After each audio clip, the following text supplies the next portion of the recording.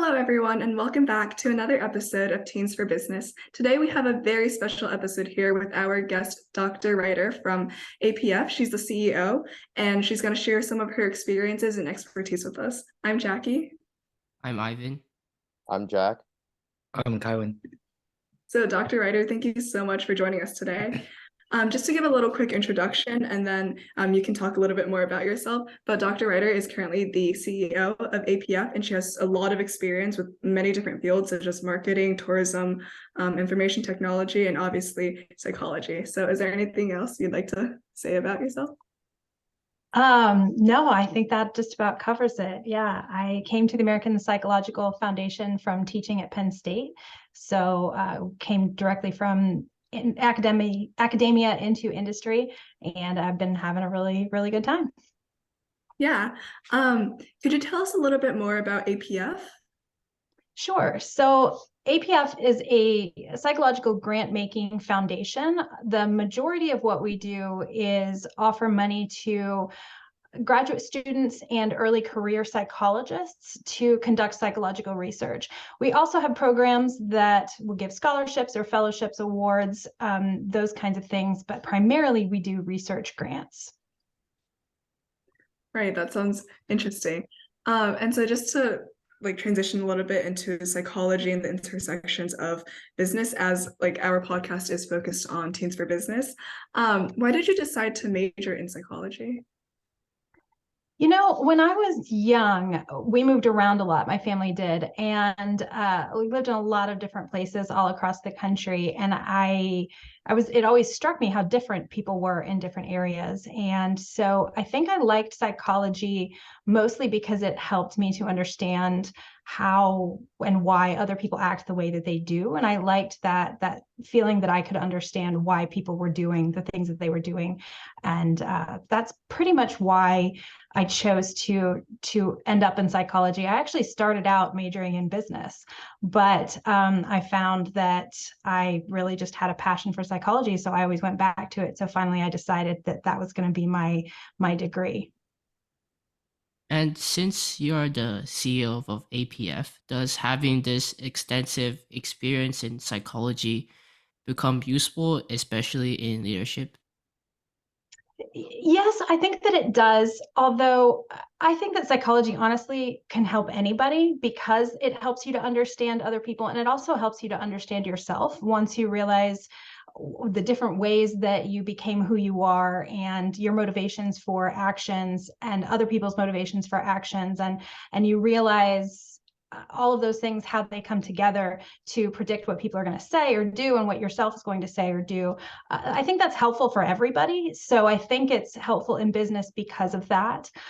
There's also an area of psychology, IO, or industrial organizational psychology, that specifically talks about business practices, the way that businesses are put together, how we recruit, how we maintain, how we motivate, all of those things. So certainly that is useful in business if you're studying IO, the psychology of business. But I think mostly it's just about understanding people, and I think that's helpful anywhere. Yeah, I definitely think that understanding people is like a very integral part of like psychology. And you obviously majored in business initially. You discussed a little bit about IOs. Like you obviously had both business experience and psychology experience. In your perspective, how do you think psychology intersects with like business? I think that I think, not to sound repetitive, but I think understanding each other is part of that. That's a big intersection of psychology and business in the way that we perform business. But I also think psychology is really important for us to properly formulate a good workplace, for us to understand the mental health of people, the importance of a person, and how we can structure a workplace so that we best fit the needs of a person and not just consider them to be another asset or like a piece of machinery that we don't have to worry about any kind of extraneous factors or any kind of motivation or whatever. People are more complicated than that. And so I think really that is where I would say the intersection of psychology and business is that psychology can help businesses be better with and for their people. Yeah, definitely. And I also heard that your company has mental health days for employees. So what do you think the benefits of having these days off are? And like, does it create a better mood or atmosphere in the workplace? I do think that it does. We do have mental health days. So the American Psychological Foundation, we are the grant making foundation for the American Psychological Association, and which is APA. And APA is the organization that started these mental health days. And so we follow that practice. And the point of the mental health days is for the employees to take a day to focus on whatever is going to help them the most with their mental health. So it's not just a day off, it's not just a vacation day or something like that. It's something that people are supposed to specifically think about what would help them, whether it's decompressing because they're stressed, whether it's getting a chance to run errands, whatever they need to make their mental health better. That's what the mental health day is supposed to accomplish. And I definitely think that it has a positive benefit for the employees, because I think there's a few reasons. One, we know from psychological research that when you take intentional time to take care of yourself, then you do better, right? That you do take care of yourself and you do end up having better health and well-being outcomes. So having someone set aside that time to dedicate to themselves is just helpful for them as people. Also, when we can help them as people, then they can be better employees. And when they come back in there to the office, they're not as stressed, they're not as burned out. If you think about stress in the workplace, creating pressure like a balloon, right? Then if you have that mental health day, it kind of lets some of the air out so that you have less pressure and less chance that that balloon is going to pop, right? So that mental health day really helps. And one particular piece of the mental health day that I think is very helpful is that everybody in the company takes it at the same time. One of the issues with vacation, and one of the reasons that vacation or PTO can be stressful, is because when you leave the company, everybody else is still there. And so when you come back, you have to catch up on all that work that you didn't do while you were gone. So we have people who report that vacation time actually doesn't lower their stress level a lot. They're still good for you. Vacations are good for you, and people should take them. But they kind of serve a different kind of need than just self-care. Whereas the mental health days is just self-care. And since the entire company takes it, then there's no work for you to come back to, because no one is sitting there emailing you while you're gone. Everybody's gone. It's like this mutual agreement that nobody is going to work. So it gives you that true day off where you don't have to think about it, and nobody's missing you while you're gone. Oh, one more thing to add to that. I think another benefit of the mental health days is that it signals to your employees that you care about them. And I think that's really important, that when a company is saying, take this entire day, that no one has to work, no one has to do anything for us. We want to give this to you because your mental health is important for us. I think that that is a strong signal to employees, and that lets a little bit more air out of that balloon. And it also keeps people's job satisfaction high, which is a buffer against burnout as well. Right. That's actually really interesting. Because usually when we think of like vacation days, we think of like, oh, I get to take a day off and like just take a day and rest. But like the day you come back, there's like, oh, I have to respond to all of these emails. That's actually a really interesting take. So I think, would you like recommend, or how often would you think that having these mental health days, like company-wide mental health days, should be implemented? That's a good question. I'm not sure that I could give a number that I think that just any company should institute that number of mental health days.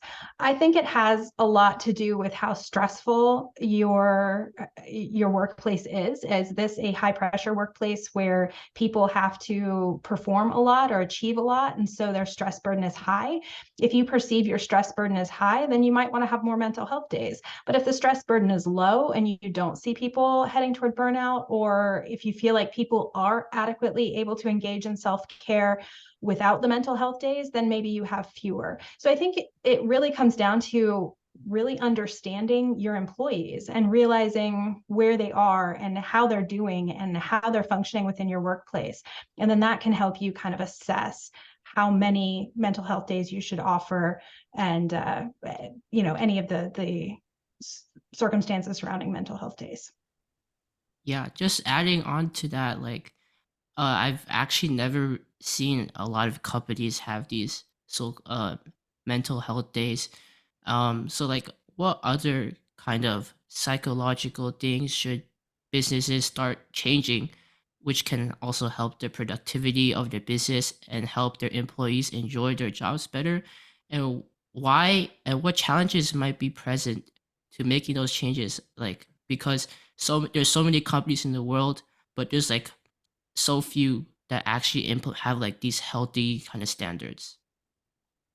That is a really big question as to what kind of psychology we could implement in workplaces to make it better. And honestly, the industrial organizational psychologists are going to have a better perspective on that than I am, because they study that. That's what they look into, and that's what they research so that we can make it better. But from my non-IO psychology point of view, I think that companies, honestly, I think companies are good at managing productivity. And so I think that instead, companies need to manage their relationship with their employees.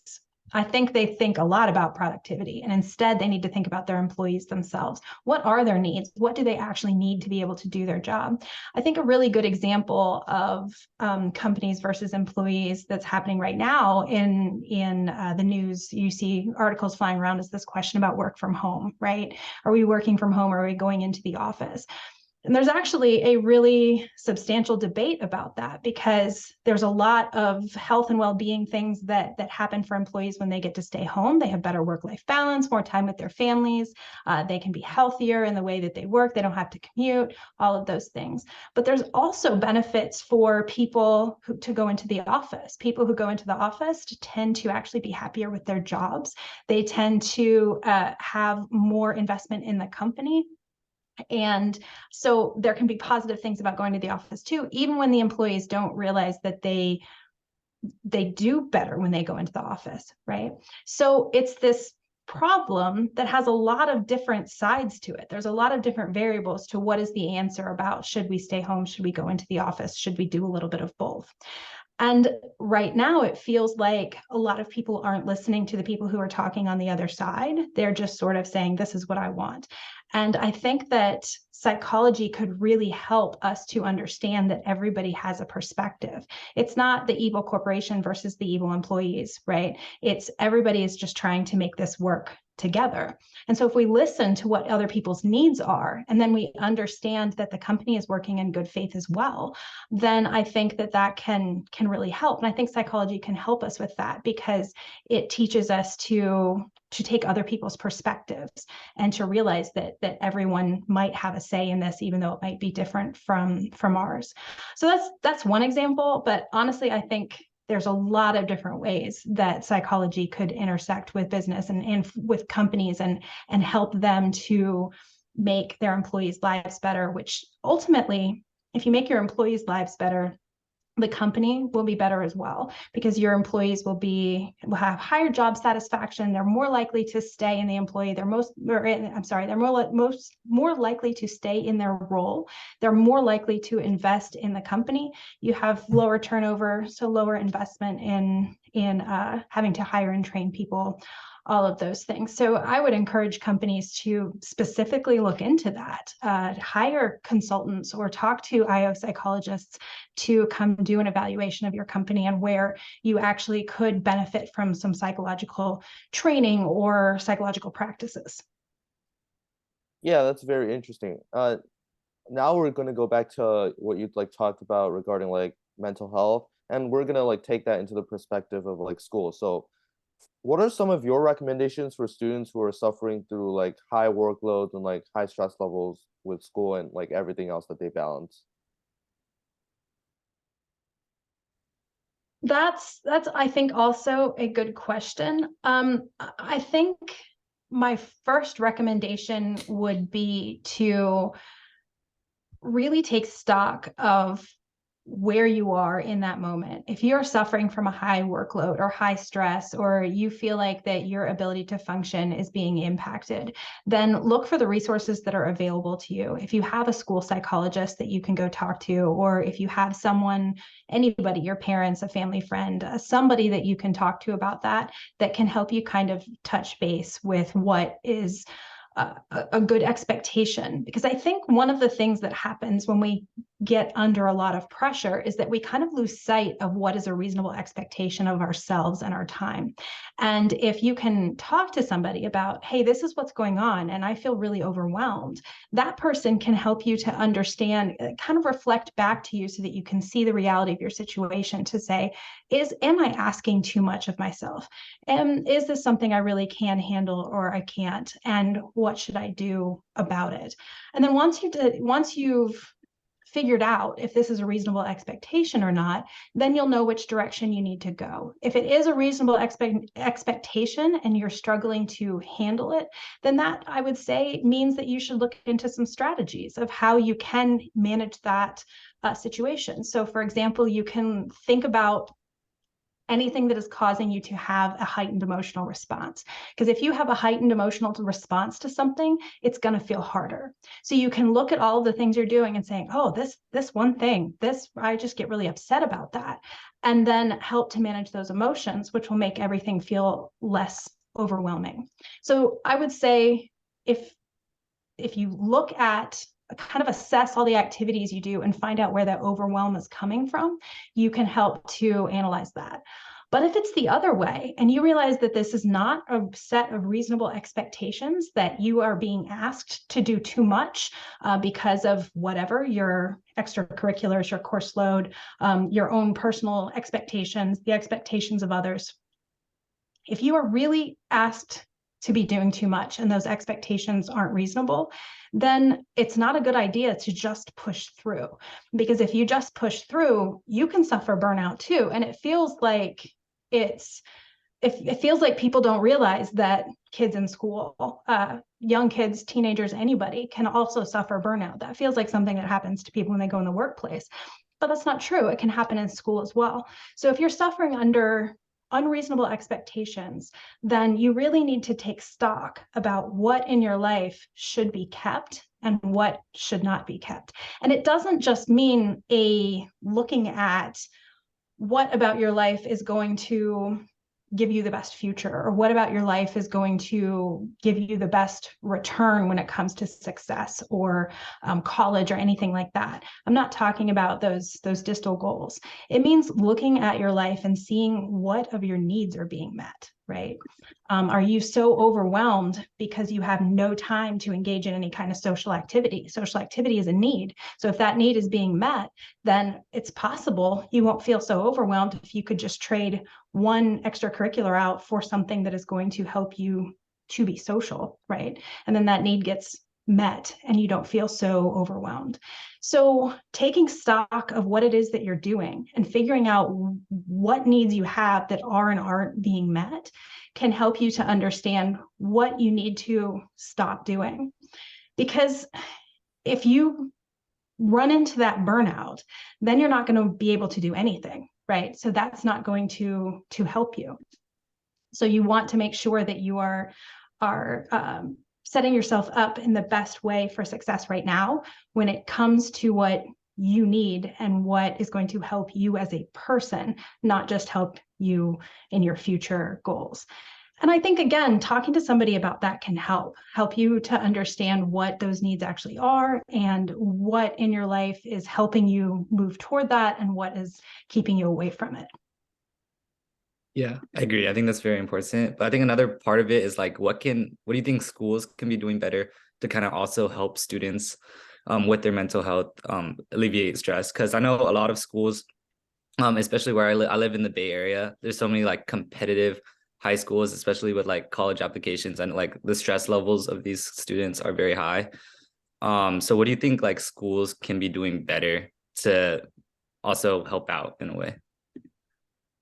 So I couldn't tell you what most schools are doing right now. That's not my area of expertise. So it's hard for me to say what schools should be doing better. But some things that I think could help students is understanding what resources they have available to them, right? If the schools can invest in resources to help their students, if they know that students feel overburdened, if they have a high level of stress in their students, then they need to make sure that they have resources available for those students to help with that.